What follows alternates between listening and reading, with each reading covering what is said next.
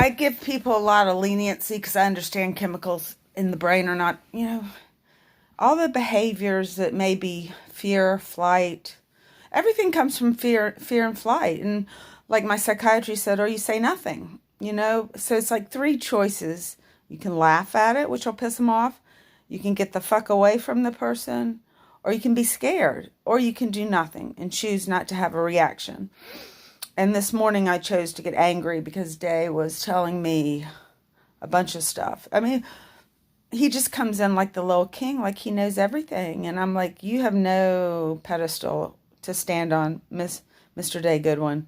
He looks like Charlie Manson. And I did briefly date him over 10 years ago, and he was very difficult. There was just no penetrating his little private world that he's got going. And I think it elicited pity when I saw him. I was in love with Kent, and I told Kent, I said, I'm taking care of a little baby bird. And I felt like I wanted to help Day, but Day doesn't want help. Um, so, what I understand was that he was from, I don't know where, all these wealthy Virginia families. If you were in the Confederate War, you most likely lost most of your base of money. My family's not that wealthy. And people all the time talk about how rich they are and stuff like that. And Day's been discommunicated from his family, the money, and same as me, but I'm an artist. Plus, I'm 52. It's about time I get cut off.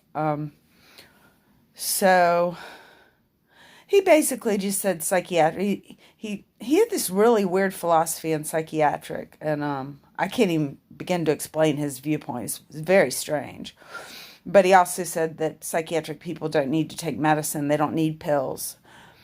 And then he went on to tell me that I should be in love with my last boyfriend who treated me terrible. I said, Day, he still loves me because I treated him nice. I said, he did not treat me nice. And I got myself out of that. I didn't know that he was a heroin addict. But that's pretty not something I want to be involved with. Right now, I don't want to be involved with Day either, but he's in the kitchen all the time. He sits in the kitchen playing on his computer.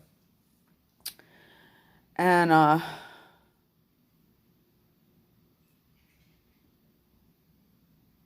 his mom committed suicide, but Day says that she didn't commit suicide, that was murdered. And then he told me of a conversation he had one time with his mom when he was a little boy. He said she told me it was not ever acceptable to kill yourself or commit suicide. So I don't believe she was murdered. I think she was depressed and she got a gun. Day said they had guns in the house, and I think she killed herself. I wouldn't talk about suicide with my children unless I was falling off the deep end. That's something they don't need to know about. And then I heard his father drank himself to death. It's kind of a roundabout kind of mindset. It just really doesn't change or grow, and it hasn't changed any since I knew him 12 years ago. He's still in the same spot intellectually and emotionally, and he's not matured. And he took care of his son Pax a little bit, but he's dirty, and I know how kids, like my son was on lacrosse and the kids teased my son. It really made me upset. But I think of, like, I said something about taking him to the science museum, and Day didn't want to do it. But Pax is a sweet little boy. But the thing is okay, Day probably has genetics for bipolar or something. And he's never been diagnosed because he's always under the wire. He never gets help. He just continues on in his path. But, his son might get it. But he's not going to help his son seek treatment either. People that have mental illness can be very difficult, and sometimes they just don't seek treatment. So I want to change this. We can change the perceivement of this to maybe get people help. It just makes me sad, but he also makes me very angry. But I know it's a chemical imbalance in his brain. I think he's got bipolar 1 or 2, to a lesser extent than me. He probably wouldn't need clozapine. He'd probably be fine on lithium. But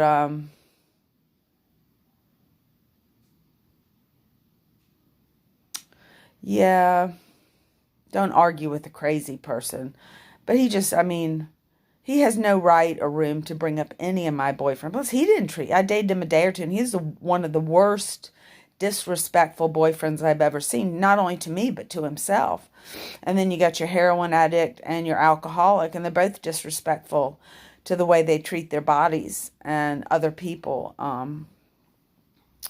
To schmooze up to them to get their addiction taken care of, or get a correlation between a relationship that is or is not real, because they're lying. They're not telling the truth in the relationship. They're manipulating you.